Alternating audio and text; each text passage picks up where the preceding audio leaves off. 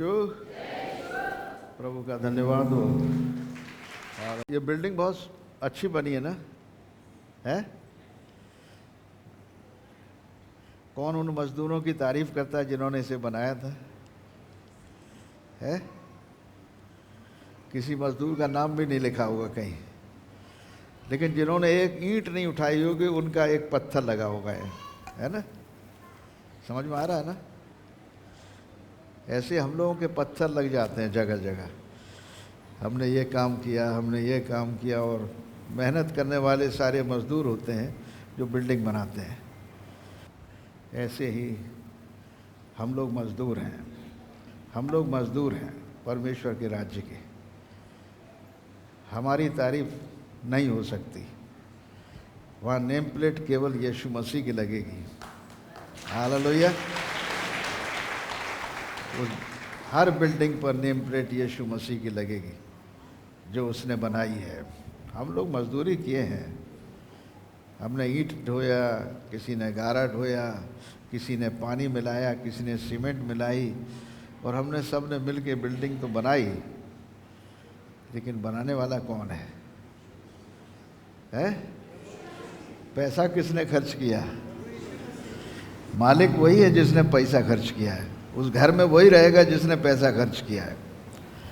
तो जब नया मनुष्य बनाया जाता है, जब नई सृष्टि बनाई जाती है, पुराना पापी मनुष्य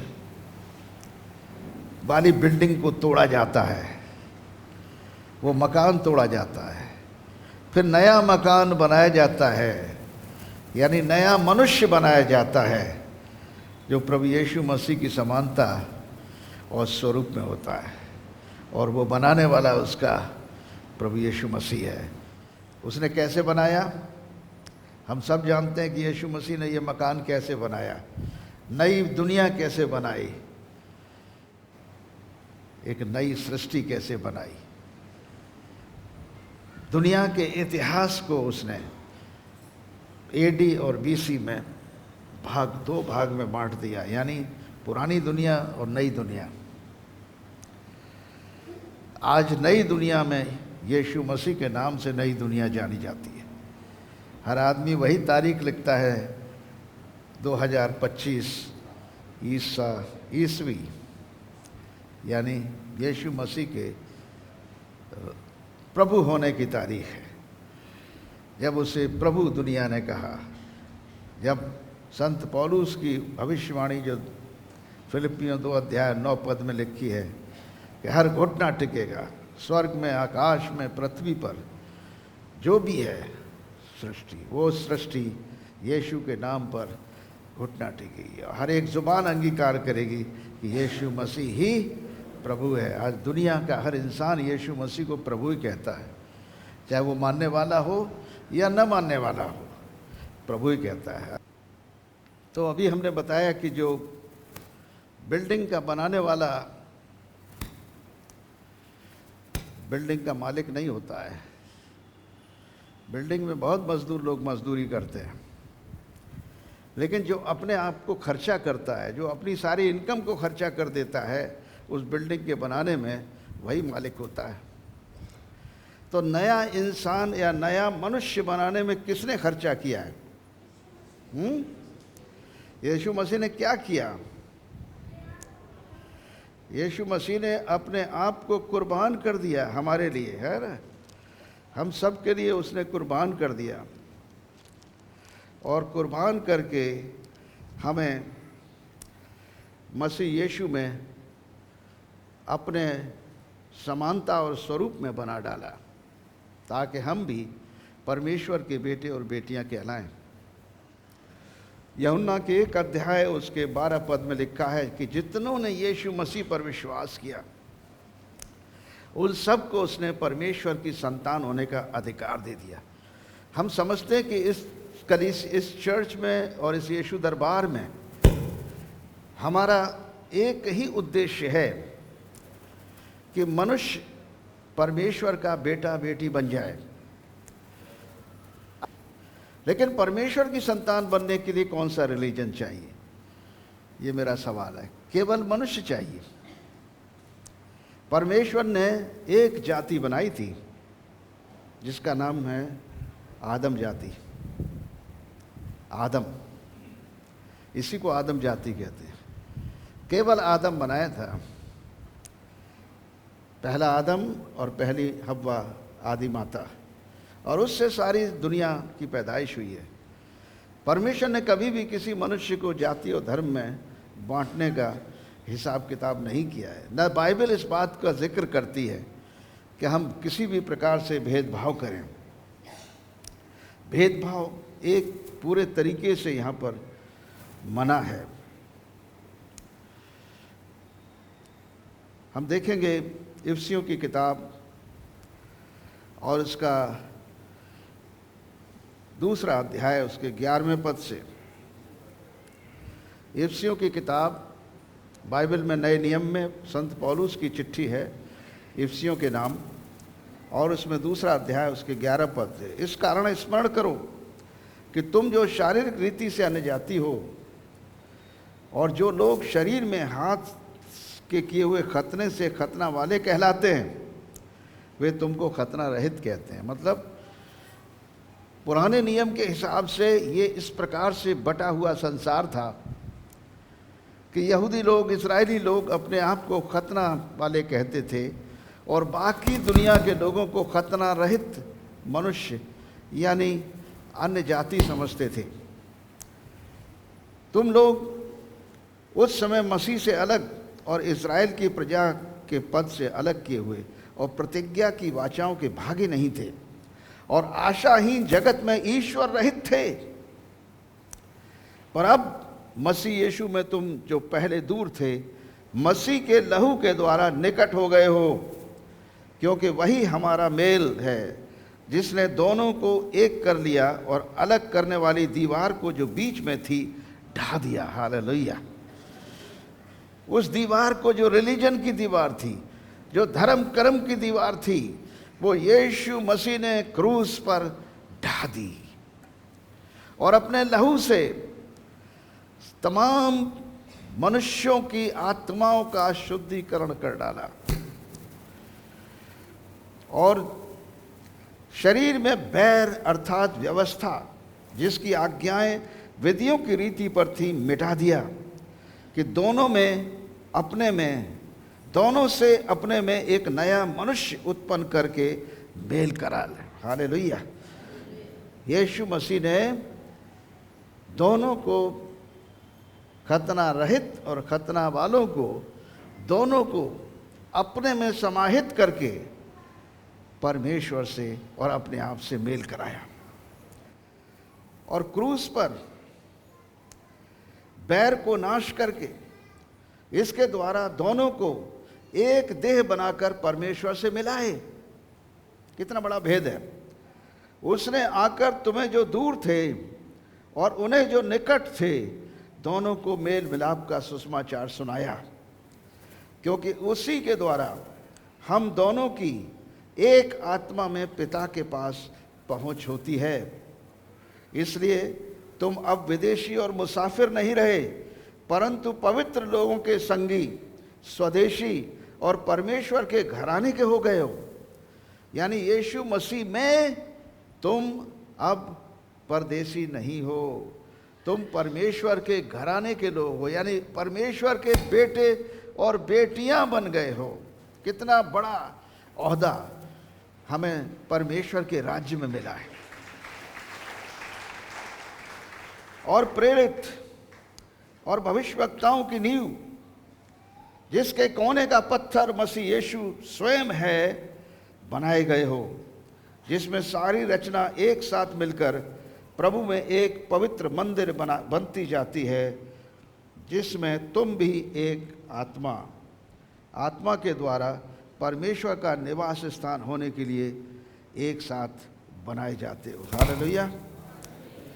कितना ज़बरदस्त ये एक्सप्लेनेशन है परमेश्वर के वचन में, संत पौलुस की समझ में, कि परमेश्वर के पुत्र यीशु मसीह की जो कुर्बानी है वो ये कुर्बानी है कि उसने हमारे लिए, हम पापियों के लिए, इस दुनिया के गुनहगारों के लिए, संसार के लिए अपना पूरा सब कुछ खर्च कर दिया।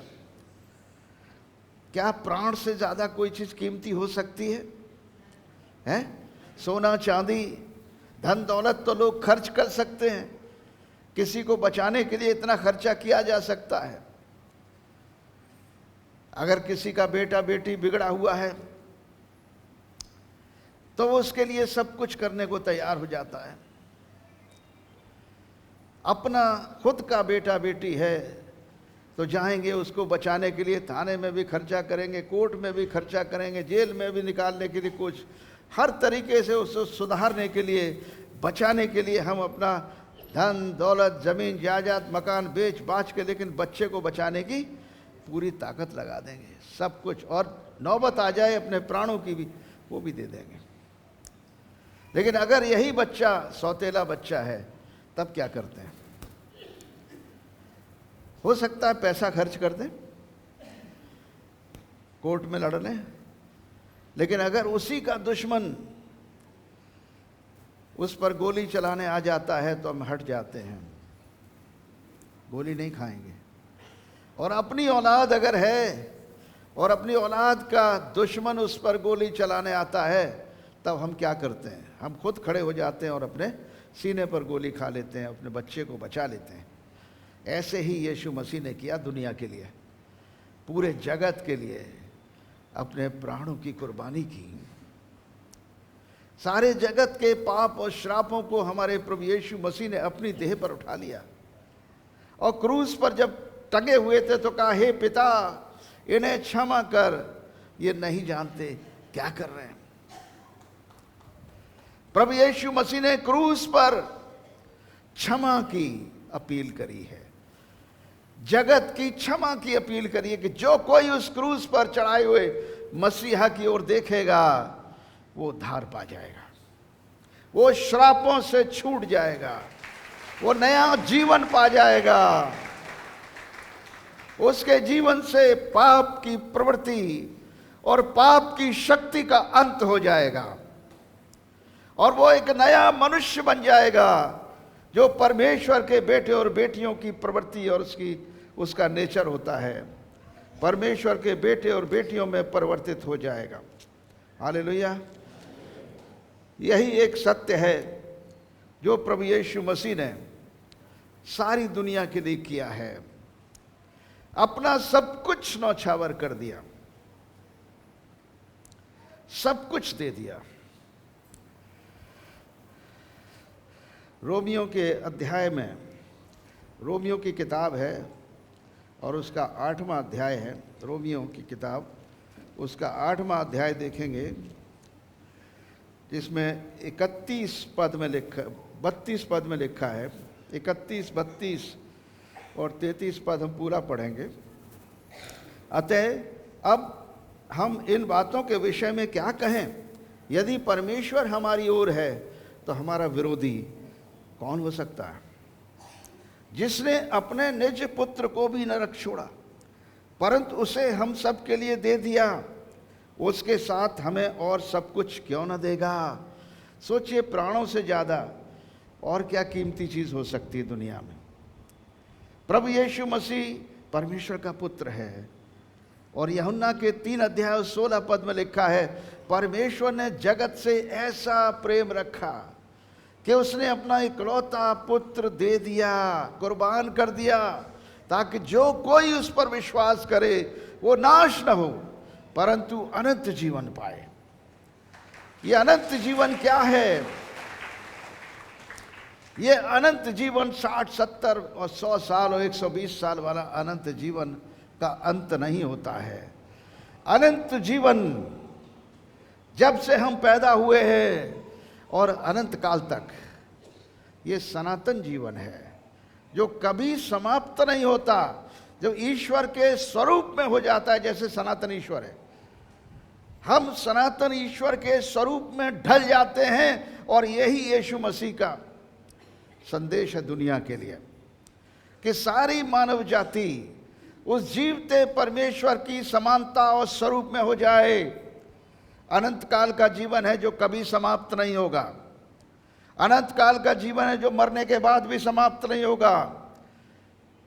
पृथ्वी पर परमेश्वर का जब राज्य आएगा तो मुर्दे जिंदा किए जाएंगे, और वो ऐसा शरीर होगा जो कभी न सड़ेगा न गलेगा,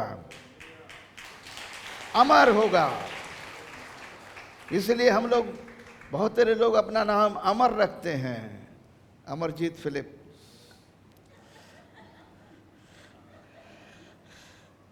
क्या करें, अब डेविड साहब आ ही गया शब्द तो मैं मजबूर हूं।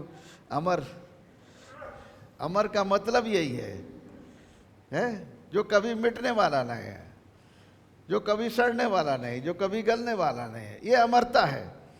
इस अमरता को यीशु मसीह ने प्राप्त किया हमारे लिए। वो क्रूस पर टांगे गए, मारे गए, कब्र में गाड़े गए और तीसरे दिन मुर्दों में से जी उठे, ताकि मनुष्य को जीवित आशा मिल सके। अगर वो मर जाते, कब्र में से न निकलते, तो हमारे पास कोई आशा नहीं होती आज, और हम इस सुसमाचार को इस जगह प्रचार कभी नहीं कर रहे होते।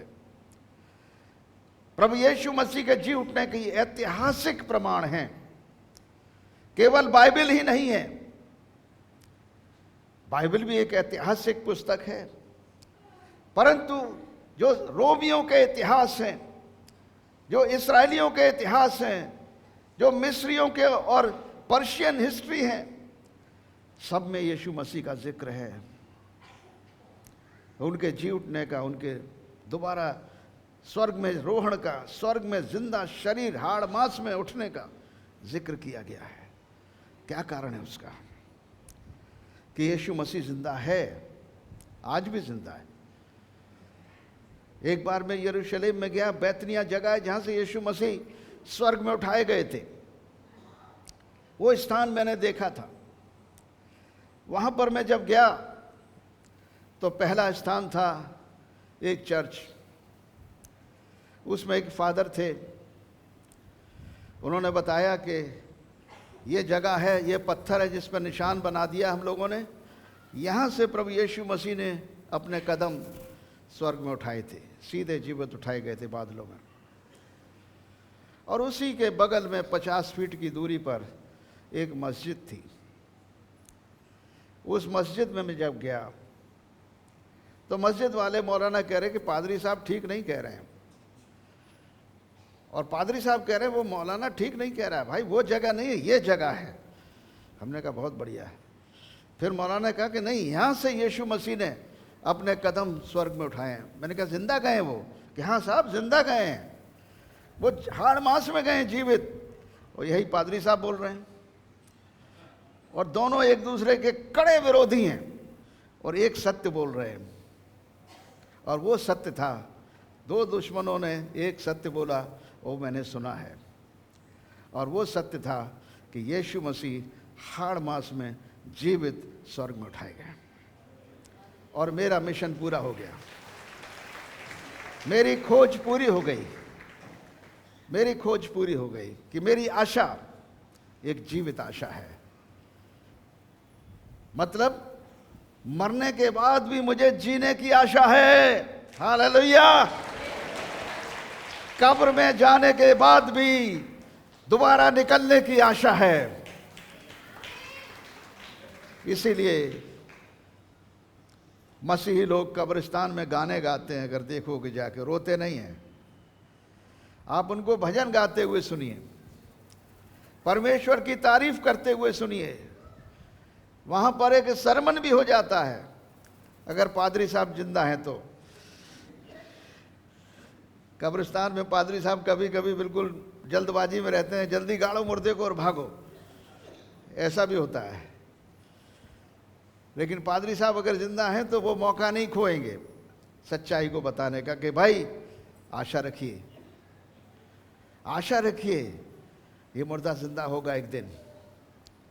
प्रभु यीशु मसीह के दोबारा पृथ्वी पर आने पर कब्रें खुल जाएंगी, चट्टानें तड़क जाएंगी, पृथ्वी हिल जाएगी, स्वर्ग हिल जाएगा, और स्वर्ग और पृथ्वी के बीच की दीवार टूट जाएगी, क्योंकि स्वर्ग पृथ्वी पर आ जाएगा और स्वर्ग का राज्य पृथ्वी पर होगा। हालेलुया।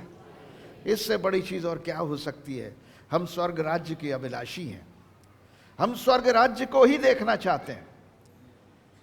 हम परमेश्वर के राज्य को पृथ्वी पर देखना चाहते हैं, हम किसी रिलीजन के राज्य को नहीं, हम जीवते परमेश्वर के राज्य को देखना चाहते हैं, जिसका राजा स्वयं यीशु मसीह है। वो राज्य करेगा। कि तुम कैथोलिक हो, कि तुम मेथोडिस्ट हो, कि तुम प्रेस्बिटेरियन हो, कि तुम सीएनआई हो, कि तुम सीएसआई हो, और तमाम तरीके के डिनोमिनेशन बना के एक दूसरे से अलग करते रहते हैं। न तो सीएनआई बना, न सीएसआई बना, न मेथोडिस्ट बना, न कैथोलिक बना, न पोप मरे।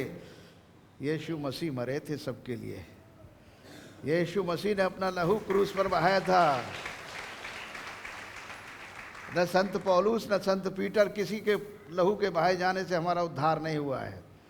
हमारा उद्धार हुआ है तो निष्पाप निष्कलंक मेमने से, परमेश्वर के पुत्र की कुर्बानी से हमारा उद्धार हुआ है। हम मनुष्यों की समानता और स्वरूप में परमेश्वर बन गया, हमारा रूप ले लिया, हमारा देह धारण कर लिया, हमारे बीच में हमारे जैसा हो गया, हमारे जैसा खाया पिया, हमारे जैसा चला फिरा, लेकिन हमारे जैसा उसने पाप नहीं किया। निष्पाप निष्कलंक बना रहा और कुर्बानी का मेमना बन गया। कुर्बानी का मेमना जो होता है बिल्कुल निष्कलंक होना चाहिए, कहीं चोट पोट नहीं होनी चाहिए, बेदाग होना चाहिए। प्रभु यीशु मसीह पर कोई दाग नहीं था।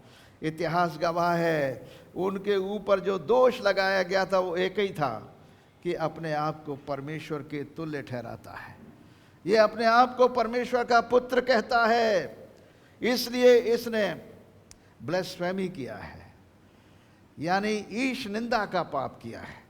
और ईश निंदा के पाप पर उन्हें क्रूस पर टांगा गया था। और बताओ, मनुष्यों ने पहचानने में गलती की है,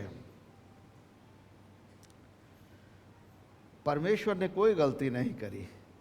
यीशु मसीह ने कोई गलती नहीं करी। यीशु मसीह ने सत्य बोला, सच्चाई बोली कि मैं परमेश्वर का पुत्र हूं। कहां झूठ बोला है? आज सारी दुनिया, पृथ्वी की सबसे बड़ी संख्या मसीह को मानने वालों की है। पृथ्वी, पूरे जगत में पृथ्वी पर रहने वाले मनुष्यों में सबसे अधिक संख्या वाले लोग यीशु मसीह को मानने वाले हैं, जो यीशु मसीह को परमेश्वर का पुत्र मानते हैं। और उस जमाने में क्या था, छोटी सी संख्या के धर्म के ठेकेदारों ने प्रभु यीशु मसीह को कुर्बान कर दिया, क्रूस पर टांग दिया। सोचा ये खत्म हो गया मामला, इनको खत्म कर देंगे तो दुनिया खत्म हो जाएगी, कोई इन्हें मानने वाला बचेगा नहीं, और हमारा धर्म जिसके कारण हमने इन पर ईश निंदा लगाई ये बचा रहेगा। आज भी बहुत छोटा सा है वो, लेकिन यीशु मसीह को मानने वालों की संख्या अनगिनत है, बालू के किनकों के समान है। समुद्र की बालू के किनके गिने जा सकते हैं, तो यीशु मसीह के मानने वालों को गिन सकते हो। सच्चाई यही है, परमेश्वर के पुत्र का प्रगटीकरण, प्रकाशन ही हमारी मुक्ति है, यही हमारा उद्धार है। तो प्रभु यीशु मसीह, अभी हमने 8वें अध्याय में रोमियों को यही पढ़ा, जिसने अपने निज पुत्र को भी नरक छोड़ा परंतु उसे हम सब के लिए दे दिया, वो उसके साथ हमें सब कुछ क्यों न देगा। ये समझने की बात है, इसको हमें समझना है, इस पर विश्वास करना है। जो हमारी आवश्यकताएं हैं, हमारी ज़रूरतें हैं, हमारी शारीरिक ज़रूरतें हैं, आत्मिक ज़रूरतें हैं, हम परमेश्वर के सामने रखें। जब हम बेटे और बेटियां बन चुके हैं तो हमारा वो पिता है, अपने पिता से मुंह खोल कर मांगो, दरवाज़ा बंद करो, कमरे में बैठकर, अकेले बैठकर उससे बात करो, वो पिता तुम्हारी सुनेगा यीशु के नाम से। जिस यीशु मसीह को उसने तुम्हारे लिए भेज दिया, कुर्बान कर दिया, वो तुम्हारी बात क्यों नहीं सुनेगा। वो सब कुछ दे चुका है, अपने पुत्र से ज़्यादा बड़ी चीज़ कोई नहीं हो सकती है, बाकी चीज़ें सब छोटी हैं। सबसे पहले यीशु ने कहा मत्ती के 6 अध्याय 33 पद में, सबसे पहले तुम परमेश्वर के राज्य और उसकी धार्मिकता की खोज करो, तो बाकी सारी वस्तुएं तुम्हें मिल जाएंगी। होता क्या है, वस्तुओं की खोज में लग जाते हैं, हम रोटी कपड़ा मकान के चक्कर में पड़ जाते हैं। हमें वो नहीं, उससे ज्यादा अधिक परमेश्वर के राज्य का खोजी बनना चाहिए, अनंत जीवन का खोजी बनना चाहिए। हमें परमेश्वर की धार्मिकता का खोजी बनना चाहिए। और परमेश्वर की धार्मिकता है क्या? स्वयं यीशु मसीह है, जो मनुष्य के रूप में पृथ्वी पर प्रकट हुआ। इसी परमेश्वर के पुत्र को हम पहन लेते हैं, तब हम परमेश्वर के बेटे बेटियों की समानता में हो जाते हैं। हमारी धार्मिकता नहीं है ये। हम जो ओढ़े हैं वो यीशु मसीह की धार्मिकता ओढ़े। हालेलुया। तो अब हम नहीं हैं, अब हम दिखाई नहीं देंगे, यीशु मसीह दिखाई देंगे। उनका जीवन हम में से दिखाई देगा, उनका प्रेम हमारे में से दिखाई देगा, उनकी सामर्थ हम में दिखाई देगी कि हम उनके नाम से दुष्ट आत्माओं को हुक्म दें कि वो निकल जाएं, बीमारों पर हाथ रखें और वो चंगे हो जाएं। ये प्रार्थना है। चंगा करने वाला मनुष्य नहीं, यीशु मसीह है। जीवन देने वाला यीशु मसीह है, जो मुर्दों में से जी उठा है, वही जीवन दे सकता है। एक भाई ने अभी गवाही दी थी कि बाबा जी ने प्रार्थना की, उसके कोई औलाद नहीं हो रही थी। क्या नाम था तुम्हारा भाई? हैं क्या वो? हैं? हरिओम। तो प्रार्थना किया ना, हमने प्रार्थना किया, हमने तो औलाद की औलाद तुम्हें देनी दी है। हमने जिससे प्रार्थना किया उसी ने दिया है, हम कुछ नहीं है। प्रार्थना करने वाला कोई मतलब नहीं रखता। प्रार्थना आप भी कर सकते हो, मैं भी कर सकता हूँ, बात एक ही है ना।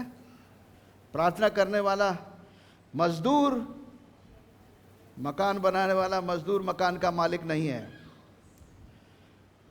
मकान का मालिक, सब कुछ जो खर्च करके मकान बनाता है वही मालिक है। तो जिसने अपने शरीर प्राणात्मा को खर्च कर दिया इस दुनिया के लिए, क्रूस पर कुर्बान कर दिया, वही सारी दुनिया के नई सृष्टि का मालिक है। और ये नई सृष्टि है परमेश्वर के बेटे बेटियों का स्वरूप। आमीन। तैयार हो परमेश्वर के बेटे बेटियां बनने के लिए? हम प्रार्थना करेंगे। आइए खड़े हो जाएंगे अपने स्थानों पर। हालेलुया। अब परम प्रधान परमेश्वर पिता पुत्र पवित्र आत्मा अपना हाथ बढ़ाकर तुम्हें छुए, तुम्हें आशीष दे, तुम्हारी रक्षा करे। प्रभु अपने मुख का प्रकाश तुम पर चमकाए, तुम पर अनुग्रह करे। प्रभु अपना मुख तुम्हारी ओर करे, तुम्हें शांति दे। आमीन।